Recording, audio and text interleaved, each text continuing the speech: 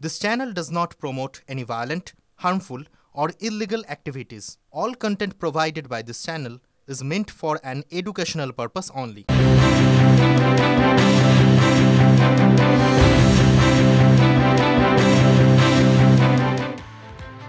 নমস্কার, দেখছেন TV9 বাংলা। আপনাদের সঙ্গে রয়েছি আমি তন্নিষ্ঠা। শুরু করছি সন্ধ্যে সুপার প্রাইম টাইম। আর সুপার প্রাইম টাইম মানে আপনারা জানেন ব্রেকলেস বুলেটিন, যেখানে ব্যাক টু ব্যাক শুধুমাত্র খবর।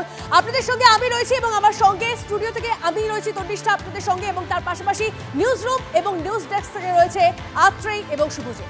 5 দিনে দেশে দুটো বিস্ফোরণ, একটা নাশকতা আরেকটা অবশ্য নাশকতা নয়। সোমবার দিন অর্থাৎ 10 তারিখে আমরা দেখলাম নাশকতা হলো, ডক্টর মডিউল নাশকতা ঘটালো, সেখানে 13 জনের মৃত্যু হলো। আর গতকাল আমরা দেখলাম ফরিদাবাদ থেকে বাজেয়াপ্ত করা যে বিস্ফোরক রাখা ছিল থানাতে, সেখানে বিস্ফোরণ হলো, তাতে মৃত্যু হলো 9 জনের। মানে 5 দিনে আমরা 22 জন সহনাগরিককে হারালাম। সিজার আমাদের সঙ্গে রয়েছেন। সিজার, এই যে 22 জন সহনাগরিককে আমরা হারিয়েছি, প্রত্যেকেরই কিন্তু মৃত্যু হয়েছে, কখনো বলো প্রত্যক্ষ বা পরোক্ষভাবে, সেই জঙ্গি ডক্টর মডিউলের বিস্ফোরক থেকে। তাহলে তারা যদি প্ল্যানটা এক্সিকিউট করতো, সেটাই সব থেকে বড় প্রশ্ন বা আশঙ্কার জায়গা। তার কারণ হচ্ছে এই ডক্টরস মডিউল বা ফরিদাবাদ মডিউল যাই বলো না কেন, সেখানে প্রত্যক্ষভাবে বিস্ফোরণ, সেটাও তড়িঘড়িতে বিস্ফোরণ, পরিকল্পিতভাবে নয় বলেই মনে করছেন গোয়েন্দারা। সেই অবস্থাতেই সেখানে মৃত্যু হলো 13 জনের, অর্থাৎ দিল্লির কথা বলছি। অন্যদিকে বাজেয়াপ্ত যে বিস্ফোরক, সেই বিস্ফোরক দুর্ঘটনাবশত এখন পর্যন্ত স্বরাষ্ট্র মন্ত্রকের দাবি, এর পেছনে কোনো নাশকতা নেই, টেরর অ্যাটাক নেই, সেটা দুর্ঘটনাবশত হয়েছে। সেখানে মৃত্যু হলো 9 জন, অর্থাৎ 22 জনের মৃত্যু হয়েছে। অর্থাৎ এই যে বিপুল পরিমাণ, তার পাশাপাশি আরো 2900 কেজি বিস্ফোরক বাজেয়াপ্ত করা হয়েছে। অর্থাৎ এরা যদি পুরোটা এক্সিকিউট করতে পারতো, তাহলে দেশ জুড়ে কতটা ক্ষয়ক্ষতি এবং কতটা প্রাণহানি সহজেই অনুমান করা যাচ্ছে। একটা বিপুল পরিমাণ মানে ড্যামেজ করবার জন্য পরিকল্পনা করা হয়েছিল, এবং তারপরেও কিন্তু আশঙ্কাটা পুরোপুরি শেষ হচ্ছে না। এই কারণে যে এই ডক্টরস মডিউলের একটা বড় অংশকে গ্রেপ্তার করবার পরও যেমন দিল্লি আটকানো যায়নি, দিল্লির মতো আরও এই ডক্টরস মডিউলের বাকি সদস্যরা, সেই স্লিপার সেলের সঙ্গে যুক্ত সদস্যরা, তারা ভারতের আনাচে কানাচে ছড়িয়ে থাকতে পারে। এই বিস্ফোরকের আরও বেশ কিছু অংশ ইতিমধ্যেই ডেলিভার হয়ে থাকতে পারে, এবং যে কোনো সময় এই ধরনের বিপদ কিন্তু ঘনিয়ে আসতে পারে। না, নিঃসন্দেহে সিজার যে উদ্বেগের কথাটা বললো, ডক্টর মডিউলের একটা অংশ অ্যারেস্ট হয়েছে কিন্তু আর কেউ নেই, সেটা হলফ করে কিন্তু এখনই বলা যাচ্ছে না, কারণ ছানবিন চলছে দেশের বিভিন্ন রাজ্যে, বিভিন্ন জায়গায়। কানপুরে আমরা দেখেছি, আমরা গুজরাট এটিএসকে দেখেছি, আমরা বারংবার দেখছি উপত্যকায়, সেখানে বিভিন্ন এজেন্সি হানা দিচ্ছে। পাশাপাশি এই আশঙ্কাটা উড়িয়ে দেওয়া যাচ্ছে না যে পরিমাণ বিস্ফোরক ডক্টর মডিউল মজুত করেছিল, পুরোটাই কি ধরা পড়েছে, পুরোটাই কি বাজেয়াপ্ত হয়েছে, নাকি এখনো তার অধিকাংশই রয়েছে দেশের কোনো না কোনো প্রান্তে? এই প্রশ্ন কিন্তু উত্তর শুরু করে দিয়েছে। 10-11 দিল্লির বুকে একটা অভিশপ্ত দিন। সোমবার সন্ধ্যা, সেই সন্ধ্যে কেঁপে উঠেছিল রাজধানী। তার 5 দিন পর খুলে দেওয়া হলো অবশেষে সেই জায়গা যেখানে লালকেল্লার ঠিক সামনে, যেখানে গাড়িতে ভয়াবহ সেই বিস্ফোরণ হয়।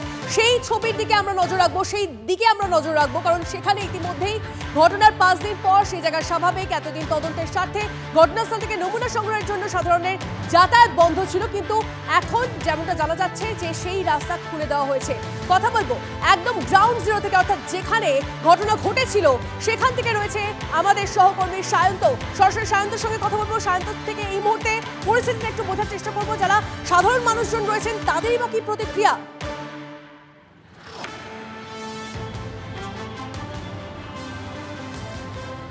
একদমই, দেখো নেতাজি সুভাষ মার্গ, লালকেল্লার ঠিক সামনে আমরা দাঁড়িয়ে আছি। একদিকে লালকেল্লা 4 নম্বর মেট্রো স্টেশন এবং অন্যদিকে 1 নম্বর মেট্রো স্টেশন, অর্থাৎ দুদিকে দুটো মেট্রো স্টেশন, যার মাঝখানে ঘটেছিল বিস্ফোরণ। আমি অনুদীপকে সেই ছবিটা দেখাতে বলবো যেখানে মূলত বিস্ফোরণ ঘটেছিল। ঠিক এইখানটা তুমি দেখতে পাচ্ছ যে রাস্তার রং চটে গিয়েছে, এবং ঠিক এই স্পটটা ছিল মূলত বিস্ফোরণ স্থল, এবং তার জেরে দিল্লির বুকে কেঁপে উঠেছিল এবং সাধারণ মানুষ ভীত সন্ত্রস্ত হয়ে পড়েছিল, এবং এখনও তারা ভীত। এবং তুমি দেখতে পাচ্ছ চারপাশে গর্ত হয়ে রয়েছে, এবং রাস্তার কিন্তু একাংশে এভাবেই গর্ত তৈরি হয়েছে। এখান থেকে গত সোমবার থেকে গোটা রাস্তা বন্ধ ছিল, এবং আজ বিকেল থেকে সেই রাস্তা খুলে দেওয়া হয়েছে। আমি অনুদীপকে বলব ছবিটা দেখানোর জন্য। সাধারণ মানুষ রাস্তায় নেমেছেন, এবং গাড়ি ঘোড়া সবই প্রায় চলছে, অটো চলছে, বাস চলছে, প্রত্যেকটি মানুষ চলছে। আমি যারা অটো চালাচ্ছেন তাদের কাছে সরাসরি চলে যাব। अच्छा भैया बंद तो पूरा तो बंद था, अभी सब ठीक ठाक है? जी आज तो दोपहर के बाद तो खुला है, तो तब से तो ठीक लग रहा है, अब कोई दिक्कत नहीं है। अब कोई प्रॉब्लम हो रहा है, कोई रास्ते से कोई फंसा रहा है आप लोग? नहीं, मुझे अभी तो कोई प्रॉब्लम दिखी नहीं है। अभी कितने दिन से बंद था, प्रॉब्लम हो रहा था? ये तो मंडे जब ब्लास्ट हुआ तब से ही बंद था, अभी तक आज ही खुला है करीब 2-3 बजे के बाद। अभी ठीक है? जी जी अभी तो कोई दिक्कत परेशानी नहीं लगी। তুমি শুনতেই পেলে যে এতদিন বন্ধ ছিল, এখন স্বাভাবিক হয়েছে, যে কারণে তারাও অনেকটা সন্তোষ প্রকাশ করছেন এবং গাড়ি ঘোড়াও চলছে। এবং আমি অনুদীপকে একবার ছবি দেখাবো, আমরা যেখানে দাঁড়িয়ে আছি তার ঠিক 50 মিটার দূরে হচ্ছে লালকেল্লার গেট। ঠিক এই লালকেল্লা এতদিন বন্ধ রাখা হয়েছিল এবং আগামী সকাল থেকে অর্থাৎ রবিবার থেকে কিন্তু সাধারণ মানুষ ঢুকতে পারবেন। আজ বিকেল থেকেও মানুষ ঢুকছেন এবং এইখানে কোথাও মানুষ আশ্বস্ত প্রকাশ করছেন যে যেভাবে নিরাপত্তার মুড়ে ফেলা হয়েছিল গোটা দিল্লির রাজপথ, স্বাভাবিকভাবেই এখন অনেকটাই তারা ভীতহীন বা ভয়হীনভাবে তারা কিন্তু রাস্তায় নামছেন। গাড়ি স্বাভাবিক ছন্দে ফিরছে দিল্লি। সঙ্গে থাকুন।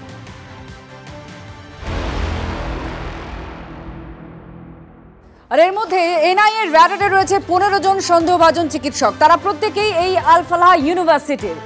এদের সকলের ফোন সুইচ অফ হয়ে রয়েছে। এরা তদন্তের আওতার মধ্যে রয়েছে যে এরা কারা, কোথায় আছে, পুরো বিষয়টা খতিয়ে দেখা হচ্ছে। আর সেখানেই প্রশ্ন উঠছে, এই বিশ্ববিদ্যালয় এটা কি সন্ত্রাসের চাষ হতো, এটা কি আতুরঘর?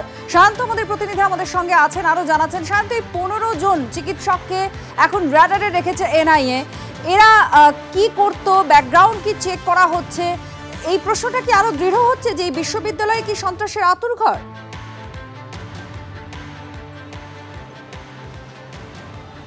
একদমই এটা সন্ত্রাসের আতুরঘর এমনই মনে করছেন তদন্তকারীরা। কারণ যেভাবে হাসপাতালের হোস্টেলে দিনের পর দিন নাম ভারিয়ে বহিরাগত এসে থেকেছে, সেখানে বসে ষড়যন্ত্র করেছে, পরিকল্পনা করেছে, তদন্তকারীরা কিন্তু বেশ কিছু নথি সংগ্রহ করেছে 4 এবং 13 নম্বর ঘর থেকে। স্বাভাবিকভাবে সেই তথ্য দেখে তো একটা প্রমাণিত হচ্ছে, এই হোস্টেলে বসেই বারবার মিটিং হয়েছে, বৈঠক হয়েছে। এমনকি শাহিন, আদিল, এমনকি মুয়াজ্জিম, এই 3 জন কিন্তু মূলত এখানে যাবতীয় পরিকল্পনা করত। আদিল দিনের পর দিন নাম ভারিয়ে থাকতো। এই যে 15 জন ডাক্তারের হদিশ মিলছে না, এই 15 থেকে 20 জন ডাক্তারও কিন্তু এই আদিল বা শাহিনের সঙ্গে, বিশেষ করে উমরের সঙ্গে, প্রত্যেকের সঙ্গে বৈঠক করেছে, তাদের সঙ্গে বিভিন্ন সময় কাটিয়েছে। এমনকি এই ষড়যন্ত্রে জড়িয়ে রয়েছেও বলে মনে করছেন তদন্তকারীরা এবং রীতিমতো তাদের তালিকা হাতে পেয়েছে তদন্তকারীরা। তারা কিন্তু যে জবে বিস্ফোরণ হয়েছে অর্থাৎ গত 10 নভেম্বর, তারপর থেকে তাদের কোনো হদিশ নেই। তাহলে তারা গেল কোথায়? ঠিক এখান থেকে তদন্তকারীরা শুরু করেছেন তাদের উপরে নজর দেওয়া যে এই 15 জন গেল কোথায়, এখনো তাদের হদিশ পাওয়া যাচ্ছে না।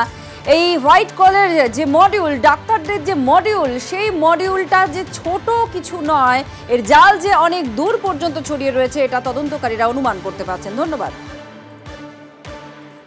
দেখুন, একটু আগে আত্রি এবং শান্ত যে কথা বলছিল, 15 জনের খোঁজে তল্লাশি চালাচ্ছে বিভিন্ন এজেন্সি। আর যে খবর আমরা পাচ্ছি, আরো 3 জন ডাক্তারকে অ্যারেস্ট করা হয়েছে, আরো 3 জন ডাক্তারকে গ্রেপ্তার করেছে পুলিশ। প্রত্যেকের সঙ্গে ওই মুজাম্মিলের যোগাযোগ ছিল, সূত্র সে কথাই বলছে। ওই 3 জনের ফোন বাজেয়াপ্ত করা হয়েছে, কল ডিটেল খোঁজার চেষ্টা করা হচ্ছে। তারা বিভিন্ন যে অ্যাপের মাধ্যমে কার সঙ্গে চ্যাট করেছে, কি টেক্সট করেছে, সেগুলো সব খতিয়ে দেখা হচ্ছে। নিঃসন্দেহে বড় খবর, আরো 3 জন ডাক্তারকে অ্যারেস্ট করা হলো, গ্রেপ্তার হলেন আরো 3 জন চিকিৎসক। এর পাশাপাশি আল ফালাহ বিশ্ববিদ্যালয়ের আশেপাশে বিভিন্ন যে হোস্টেল রয়েছে, বিভিন্ন যে পেইং গেস্ট থাকে বিভিন্ন ডাক্তারেরা, সেই সব জায়গাতেও তল্লাশি চালাচ্ছে এজেন্সি। इस तरह से जांच आगे आगे बढ़ रही है, उसी तरह से एक के बाद एक कई कड़ियां खुलकर सामने आ रही है। बीती रात भी कई जगह पर रेड की गई, जिसमें फरीदाबाद, मेवात, नूह के कई इलाके और इसके अलावा अल फलाह यूनिवर्सिटी के आसपास के इलाके शामिल थे। मेवात से 3 डॉक्टर्स को हिरासत में लिया गया, जो कि मुजम्मिल से कहीं ना कहीं संपर्क पे थे, इनसे बातचीत होती थी। साथ ही जो गिरफ्तार आतंकी है शाहिन से भी इनकी बातचीत हुआ करती थी। तो सूत्रों के मुताबिक इन लोगों को अब हिरासत में लिया गया है, इनसे लगातार पूछताछ की जा रही है, इनके फोन रिकॉर्ड की जांच पड़ताल की जा रही है। आपको बता दें कि मुजम्मिल के सीडीआर से कई अहम खुलासे हुए हैं, कई डॉक्टर्स के नाम जो है वो सामने आए, जिसको लेकर जो पुलिस है उसने एक लिस्ट तैयार की है। जांच एजेंसी उस लिस्ट के आधार पर जांच पड़ताल कर रही है और सभी से संपर्क साधने की कोशिश कर रही है। कई लोग ऐसे हैं जो कि गायब हैं, तो कई लोग ऐसे हैं जिनके फोन स्विच ऑफ है, लेकिन जिन लोगों के फोन ऑन है, जिनसे बातचीत हो रही है, उन्हें बाकायदा हिरासत में लेके पूछताछ की जा रही है कि आखिरकार मुजम्मिल से, उमर से, शाहीन से उनकी क्या बातचीत होती थी, क्योंकि कई तरह के CDR से डिटेल्स जो है वो सामने आई है। उसके अलावा कई चैट्स भी शाहीन और मुजम्मिल के फोन से हासिल हुई है। तो लगातार जांच का दायरा बढ़ता चला जा रहा है और उसी के आधार पर अल-फलाह यूनिवर्सिटी के आसपास लगातार पुलिस की टीम रेड कर रही है। अभी भी क्राइम ब्रांच की टीम जो है वो अल-फलाह यूनिवर्सिटी के अंदर है, जहां पे बदस्तूर जांच पड़ताल की जा रही है। अल-फलाह यूनिवर्सिटी के आला अधिकारियों से पूछताछ भी की गई है, उनके बयान भी दर्ज किए गए हैं।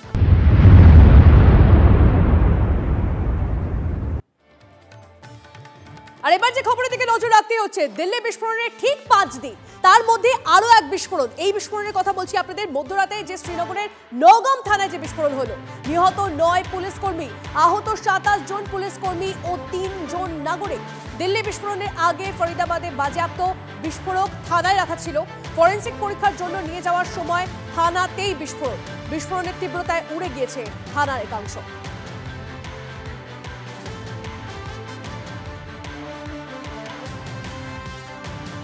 आप देख सकते हैं कि किस तरीके से पुलिस के आला अधिकारी और कहा जा सकता है कि वो घटनास्थल का जायजा लेने के बाद निकल गए हैं। और यहाँ पे आप देख सकते हैं कि किस तरीके IG जो है जम्मू कश्मीर पुलिस के निकल रहे हैं। कोशिश करेंगे कि अगर वो बात करते हैं, IG साहब यहाँ पे जो है आला अधिकारी जो है अब जायजा लेने के बाद निकल रहे हैं और कोशिश की जाएगी कि जल्द से जल्द ये कुछ जो है आधिकारिक तौर पर जो है, हालांकि अभी तक जो है आधिकारिक तौर पर कोई भी बयान सामने नहीं आया है और कोशिश की जाएगी अब इसके बाद जो है निसंदेह जम्मू कश्मीर पुलिस एक आधिकारिक तौर पर बयान जो है जारी करेगी और उसमें बिल्कुल इसके तथ्य जो होंगे वो कोशिश करेगी साझा करने की, ताकि स्पष्ट हो कि ये कहीं आतंकी हमला नहीं था, या अगर कुछ ऐसा इसमें इनको लगता है तो किस तरीके से जो है आगे की इन्वेस्टिगेशन जारी रहेगी। कैमरामैन सईद मुर्तज़ा के साथ महराज Ahmad, TV 9 Bharatvarsh, Srinagar, Naugaon.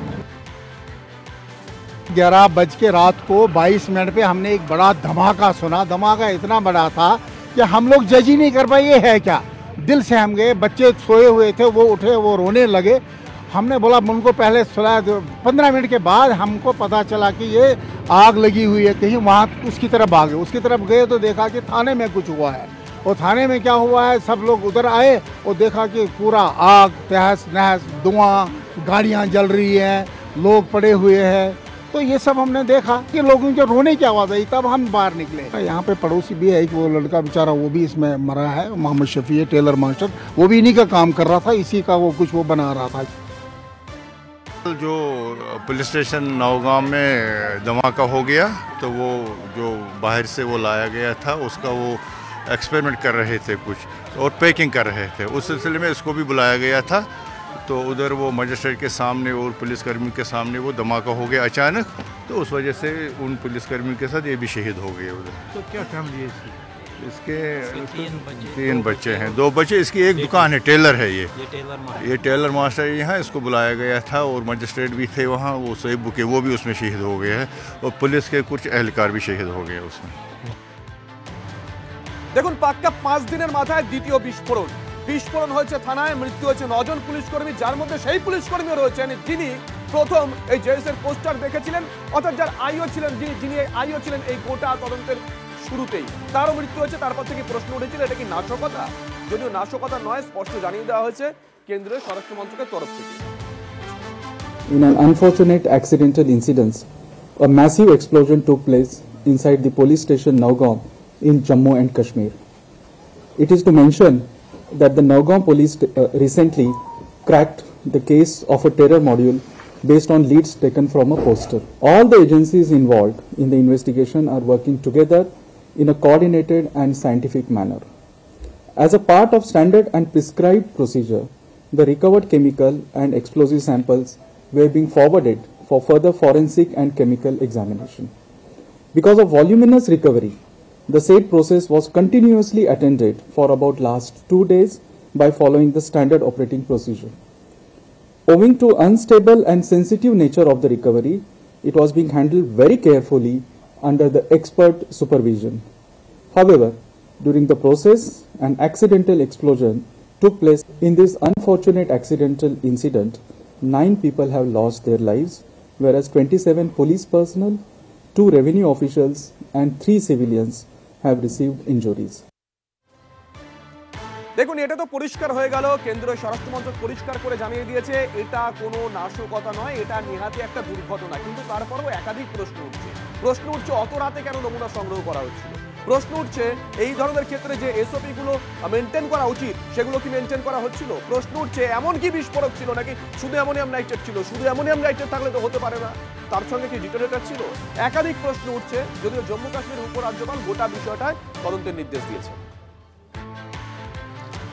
A huge quantity of explosive substances, chemicals and reagents were also recovered from Faridabad on 9th and 10th of November 25.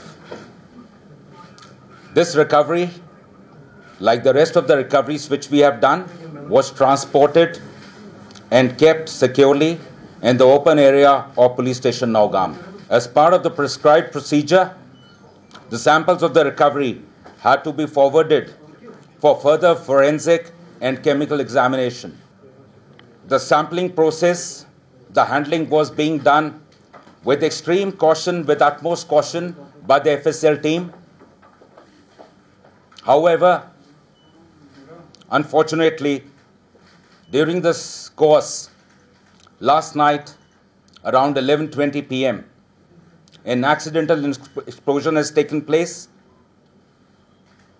Any other speculation into the cause of this incident is unnecessary. In this unfortunate incident, 9 people have lost their lives. নাশকতার কোনো যোগ নেই এই ঘটনার সঙ্গে, একথা স্বরাষ্ট্রমন্ত্রক জানিয়ে দিয়েছে, তদন্তের নির্দেশ দিয়েছেন উপরাজ্যপাল। আর তার সঙ্গে সঙ্গে বারবার যে শব্দটা ব্যবহার হচ্ছে যে দুর্ভাগ্যজনক একটা আনফরচুনেট ইনসিডেন্ট হয়েছে, এটা সত্যিই কি তাই? কোনো গাফিলতি কি ছিল না? কারোর কি কোনো দায় নেই? এত বিস্ফোরক বা অ্যামোনিয়াম নাইট্রেট যেটা বিস্ফোরকে পরিণত করতেও ডিটোনেটর লাগে, এমন কিছু কেমিক্যাল লাগে যার মাধ্যমে এটা বিস্ফোরক হয়ে ওঠে, সেটা কি এর সঙ্গে মেশানো ছিল?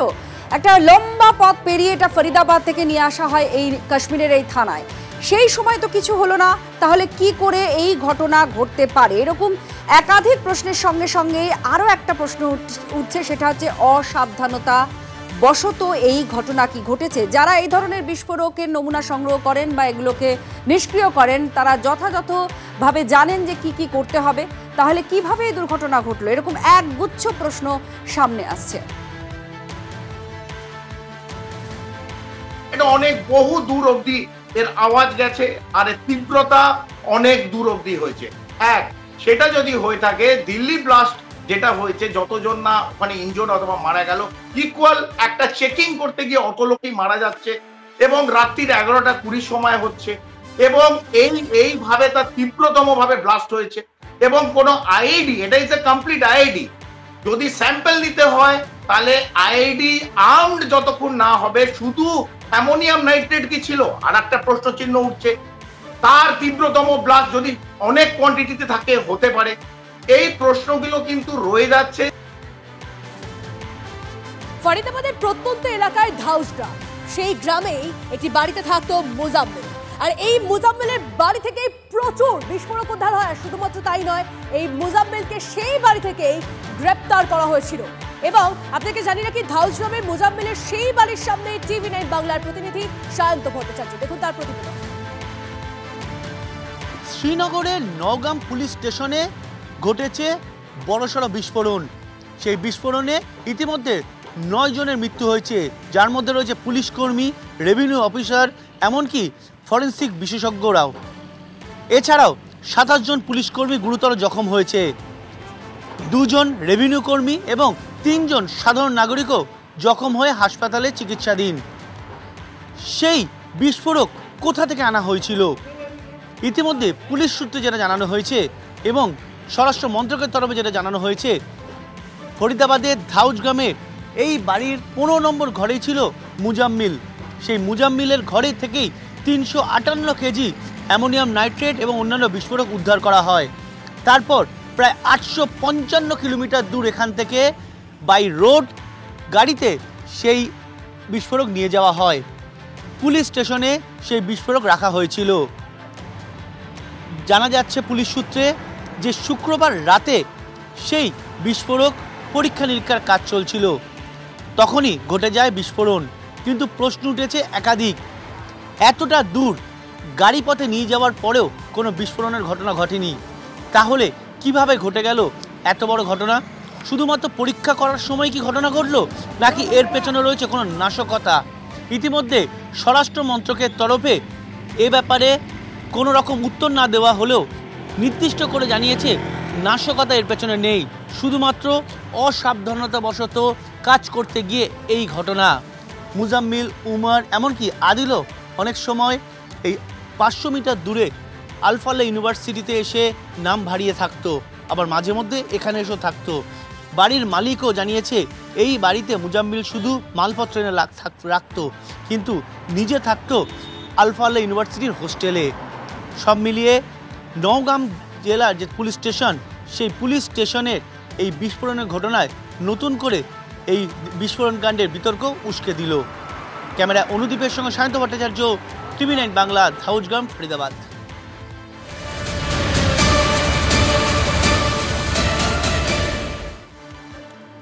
দেখুন, যে গাড়িতে বসে নাশকতা করা হয়েছিল সেই i20 গাড়িতে বসেছিল ডাক্তার উমর। যে খবর পাচ্ছি আমরা সূত্র মারফত বা তদন্তে উঠে আসছে, এই উমর অত্যন্ত মেধাবী একজন চিকিৎসক, পাশাপাশি বিস্ফোরক তৈরিতেও সিদ্ধহস্ত। মাত্র 10 মিনিটেই গাড়িতে বসে IED বানিয়েছিল জঙ্গি উমর, যার ছবি আপনাদেরকে আমরা দেখাচ্ছি। এর আগেও আপনাদেরকে সেই ছবি দেখিয়েছিলাম। সায়ন্ত আমাদের সঙ্গে রয়েছেন, আমাদের সহকর্মী সায়ন্ত। প্রথম থেকে আমরা বলছিলাম ওই 3 ঘন্টা ওই টাইম লাইনটা, পার্কিং লটে গাড়ি দাঁড়িয়েছিল, 1 মিনিটের জন্য উমরকে নামতে দেখা যায়নি। ওই 3 ঘন্টা সে কি করছিল? তার মধ্যেই কি 10 মিনিট এই বিস্ফোরকটা বানিয়েছিল বসে বসে, কারণ নির্দেশ পেয়ে?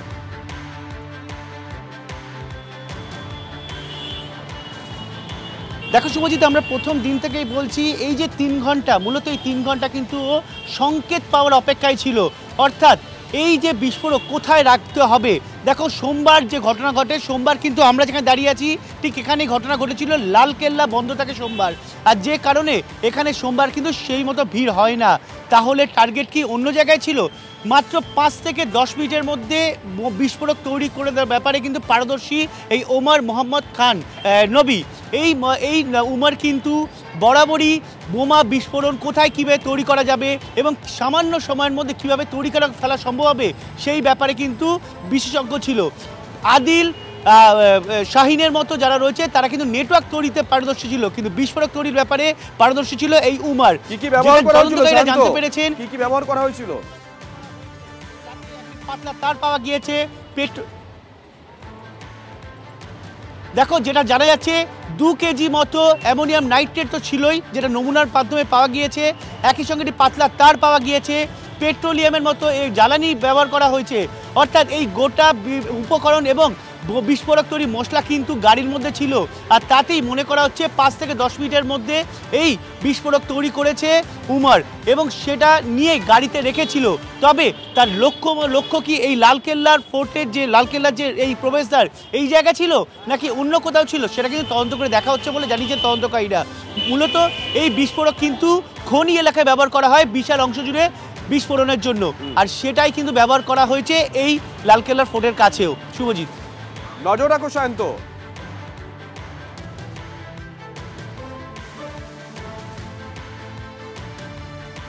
র্যাডিক্যালাইজেশন হচ্ছে, র্যাডিক্যালাইজেশন এটা একটা ওই হীরক রাজার দেশ যারা দেখেছে, গোপুচন্দ্রকে জানে, যে বৈজ্ঞানিক যন্ত্র বানিয়েছিল, মগজ ধোলাই হতো এবং মগজ ধোলাই বিভিন্ন, আগে আমরা জানতাম গরিব পভার্টির সঙ্গে টেররিজম লিঙ্ক। এখন দেখা যাচ্ছে যারা হোয়াইট কলার, যারা ডাক্তার, ইঞ্জিনিয়ার অথবা টেকনোক্র্যাট, সেই জায়গায় কিন্তু সবচেয়ে আরো যেটা চ্যালেঞ্জ ইন্টেলিজেন্স এজেন্সি। এটা আগে জম্মু অ্যান্ড কাশ্মীরের সঙ্গে ঘিরে ছিল, এটা কিন্তু হিন্টারল্যান্ডে ছিল, এটা এখন মেইনল্যান্ডে চলে আসছে।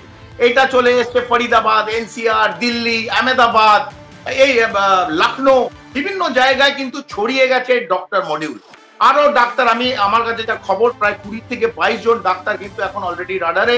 ডক্টর মুজাফফর বলে আছে, যে মুজাম্মিলের বোধহয় ভাই, সে অলরেডি, তাকে পাওয়া যাচ্ছে না, সে দুবাই হয়ে আফগানিস্তান পৌঁছে গেছে।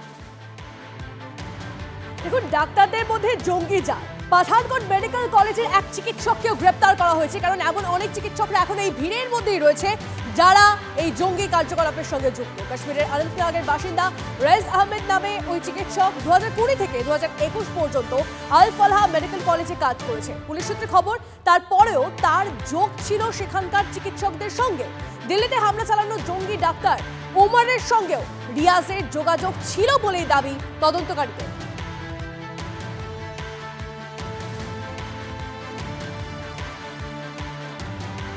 এদিকে জানা যাচ্ছে ফরিদাবাদের ডক্টর মডিউলের সদস্য ডক্টর মুজাফফরের আরো এক সদস্য ডক্টর মুজাফফরের খোঁজে ইন্টারপোলের দ্বারস্থ জম্মু কাশ্মীর পুলিশ। ধৃত আদিল আহমেদের ভাই মুজাফফরের বিরুদ্ধে রেড কর্নার নোটিশ জারির আবেদন। দিল্লি বিস্ফোরণ কাণ্ডে ধৃতদের সূত্র ধরেই ডক্টর মডিউলের সদস্য মুজাফফরের নাম উঠে আসে। দক্ষিণ কাশ্মীরের কাজিগঞ্জের বাসিন্দা মুজাফফর আল ফালাহ বিশ্ববিদ্যালয়ের সঙ্গে জড়িত ছিল। পুলিশ মনে করছে মুজাফফর আফগানিস্তানে পালিয়েছে, তাই তাকে নাগালে পেতে ইন্টারপোলের সাহায্য নিতে চাইছে জম্মু কাশ্মীর পুলিশ।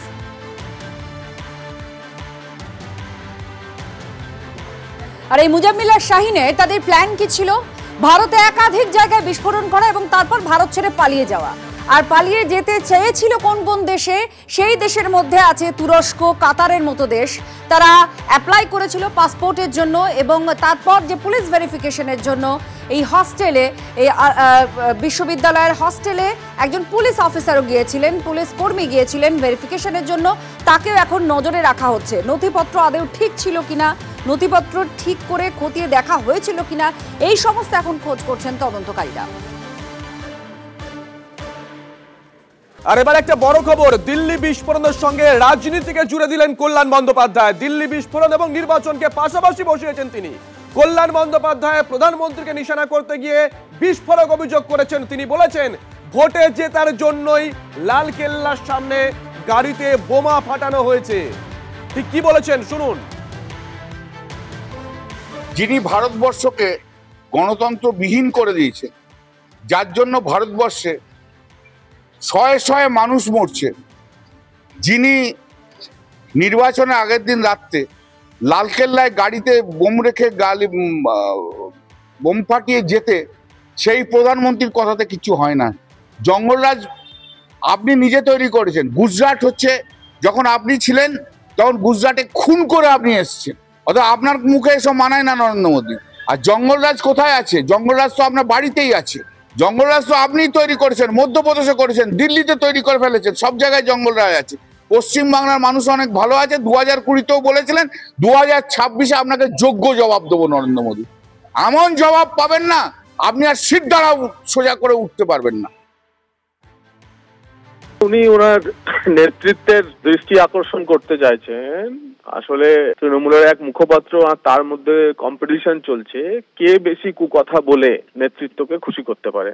এই ধরনেরই কিছু কথা সংসদের ভেতরে বলার পরেই তো নেতৃত্ব তার সংসদের ভেতরের যে চিফ হুইপের পদ থেকে সরিয়ে দিয়েছিলেন।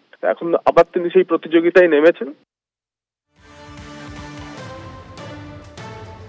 আর এবার আপনাদের শোনাবো প্রধানমন্ত্রী নরেন্দ্র মোদীর কথা। ভোটে জিতেছেন বিহারে, ব্যাপক সাফল্য বিজেপির, আর তারপর কংগ্রেসকে বিঁধেছেন। স্বভাবতই বিঁধবেন তিনি, কারণ এর আগের নির্বাচনেও তিনি কংগ্রেসকে জয়ের পর কংগ্রেসকে বিঁধেছেন। এবার প্রেক্ষাপট রাহুল গান্ধী তৈরি করেছিলেন কি না, তিনি বলেছিলেন ভোট চুরি হচ্ছে, যার মধ্যে এসআইআর বিহারে যখন লাগু হয় তিনি লাগাতার প্রেজেন্টেশন দিয়েই অভিযোগ করেছিলেন। এবার প্রধানমন্ত্রী নরেন্দ্র মোদী বলছেন কংগ্রেস বারবার ভরাডুবির মুখে পড়ছে, আত্মসমীক্ষা করুক, নিজেদের দলের দোষ ত্রুটি এগুলো দেখুক, তারা কমিশনকে কেন নিশানা করছে, তারা নির্বাচন কমিশনের পাশাপাশি কেন্দ্রীয় সরকারকে কেন নিশানা করছে, এই প্রশ্ন করেছেন প্রধানমন্ত্রী নরেন্দ্র মোদী। এমনকি তিনি বলছেন কংগ্রেসের কর্মীরাই অভিযোগ তুলবে এবার। 1-2 दशक में 50-60 साल तक एक चक्री राज करने वाले लोग इस प्रकार से खत्म हो जाएं, ये साफ साफ उनके लिए आत्मनिरीक्षण का विषय है। वे अपने साथियों को भी पराजय के कारण नहीं समझा पा रहे, वे अपनी पार्टी को भी पराजय के कारण समझा नहीं पा रहे हैं, और इसलिए सरल रास्ता ढूंढ लिया है। कभी ईवीएम हरा देता है, कभी इलेक्शन कमीशन हरा देता है, कभी मतदाता सूची का शुद्धिकरण हरा देता है। एक ऐसी बहानेबाजी उन्होंने खोज ली है, वो बहानेबाजी खुद को तो शायद कुछ दिन ठीक रखेगी, लंबे अरसे तक उनकी कैडर को स्वीकार्य नहीं होगा। তৃণমূল কংগ্রেসের প্রতিক্রিয়া নেব। জয়প্রকাশ মজুমদার এই মুহূর্তে আমাদের সঙ্গে ফোনে রয়েছেন। জয়প্রকাশ বাবু, বিরোধীদের নিশানা করছেন যে আত্মসমীক্ষা করুন, এসআইআর এর দিকে নিশানা করছেন হেরে গেলে। কংগ্রেস বারবার মুখ থুবড়ে পড়ছে, কখনো ইভিএম কে বলছে, কখনো কমিশনকে বলছে, কখনো এসআইআর কে। আপনারাও সেই তালিকায়, কি বলবেন? না না, এই তালিকায় আমরা নেই। আপনারা তো এসআইআর নিয়ে প্রশ্ন তুলেছেন। না, আমরা তৃণমূলের কাছে বিজেপি বারবার নিজেরা শোচনীয়ভাবে পরাজিত হয়েছে, সেটাই রেকর্ড, এ পর্যন্ত রেকর্ড। এখনকার পর্যন্ত নির্বাচনের ফলাফলের রেকর্ডটা দেখলে দেখা যাবে বিজেপি প্রতিবার গোহারা হেরেছে তৃণমূল কংগ্রেসের কাছে। 2021-এ মোদী সাহেব এখানে আস্তানা গেলে অমিত শাহ সঙ্গে ছিলেন, বলেছিলেন আগলাবার 200 পার। দেখা গেল মমতা বন্দ্যোপাধ্যায়ের একটা পা জখম ছিল, তিনি একটা পা দিয়ে গুনে গুনে 213টা গোল দিলেন মোদীকে। মোদী আর অমিত শাহ পালিয়ে গেলেন, একথা ভুলে গেছেন মোদী? কংগ্রেস খারাপ করছে সেটা কংগ্রেসের ব্যাপার, আত্মসমীক্ষার ব্যাপার সেটা আলাদা, কিন্তু তৃণমূলের কাছে বলে বলে তৃণমূল এদেরকে হারিয়েছে। আবার 250টা গোল দেবো আমরা সামনের ইলেকশনে। ধন্যবাদ জয়প্রকাশ বাবু আপনার প্রতিক্রিয়ার জন্য।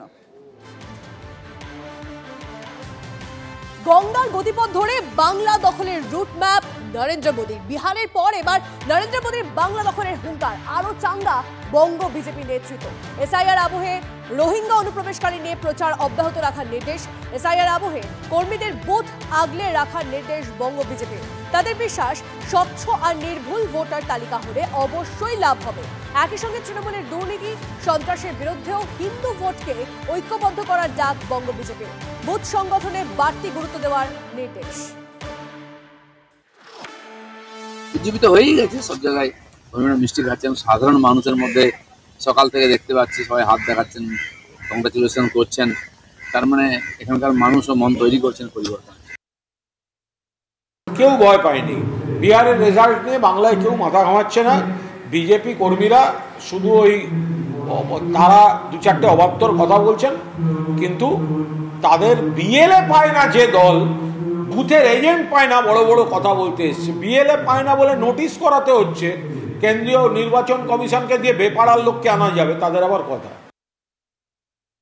কেন মারছে? ভয় পাচ্ছে বলে মারছে। ডায়মন্ড হারবারের মতো লোকসভা, যে লোকসভাতে অভিষেক বন্দ্যোপাধ্যায় চুরি করে 7 লক্ষ ভোটে জেতে, সেই লোকসভাতে যদি বিজেপির কর্মীদেরকে মারতে হয়, তার মানে কি বিজেপির মধ্যে দম আছে তাই মারছে? প্রত্যেকটা রক্তবিন্দুর হিসেব আমরা নেব, একজনও বাদ যাবে না। গতবার বিজেপি স্লোগান ছিল আপকি বার 200 পার। গতবার বিজেপিকে বাংলার মানুষ করে দিয়েছিল পগার পার, আর এবারে স্লোগান হচ্ছে বাংলার মানুষের আপকি বার বিজেপিকে হতে দেব না গঙ্গা পার। বিহারের গঙ্গা পেরিয়ে বাংলায় ঢুকবে না বিজেপি, ভোটচোরদের ভোট চুরি রুখবে। মমতা বন্দ্যোপাধ্যায়ের নেতৃত্বে, অভিষেক বন্দ্যোপাধ্যায়ের সেনাপতিত্বে চতুর্থবারের মতো মা মাটি মানুষের সরকার গঠিত হবে। বাংলার 10.5 কোটি মানুষের মেজরিটিয়ান ম্যান্ডেট নিয়ে 250-র বেশি আসনে তৃণমূল কংগ্রেস জয়যুক্ত হবে। 26-এর ভোটের আগে বাংলার আইন শৃঙ্খলা পরিস্থিতি নিয়ে আবারও প্রশ্ন তুলে দিলেন রাজ্যপাল সিভি আনন্দ বোস। বললেন, বুলেটে নয় ব্যালটে ভোট হওয়া উচিত বাংলায়। বাংলায় সেই পরিস্থিতি তৈরি হওয়া দরকার। আইন শৃঙ্খলা পরিস্থিতি নিয়ে বড়সড় প্রশ্ন আবারও তুলে দিলেন রাজ্যপাল। কি বলছেন তিনি শোনাবো আপনাদের। In West Bengal, election should be based on ballot, not bullet. That is a transition which is required urgently in the state. নিজের উপলব্ধি থেকে এই সমস্ত কথা বলেছেন রাজ্যপাল। সমর্থন জানিয়ে বললেন বিরোধী দলনেতা রাজ্যপাল শুভেন্দু অধিকারী। উনি দীর্ঘদিন আছেন, 3 বছর হয়ে গেছে, উনি তো ওনার উপলব্ধি থেকে বলছেন। উনি দীর্ঘদিন আছেন, 3 বছর হয়ে গেছে, উনি তো ওনার উপলব্ধি থেকে বলছেন। পাল্টা আক্রমণ শানিয়েছেন তৃণমূল সাংসদ কল্যাণ বন্দ্যোপাধ্যায়ও। কি বললেন তিনি প্রতিক্রিয়া শোনাবো আপনাদের। রাজ্যপালকে আগে বলুন যে রাজ্যপালের ভবনে যেন বিজেপির সমস্ত ক্রিমিনালদের যেন রাজভবনে না রাখে। ওই রাজভবনে বসে ক্রিমিনালদের রাখছেন আর সবাইকে একটা করে বন্দুক দিচ্ছেন আর বোমা দিচ্ছেন, মেরে এসো, তৃণমূলের লোকেদের আপনি আগে সব এটা বন্ধ করুন। আপনার মতো অপদার্থ রাজ্যপাল যতদিন থাকবে, বিজেপির চাকর বাকর রাজ্যপাল যতদিন থাকবে, ততদিন ভালো জিনিস পশ্চিমবাংলায় কখনো দেখতে পাবেন না।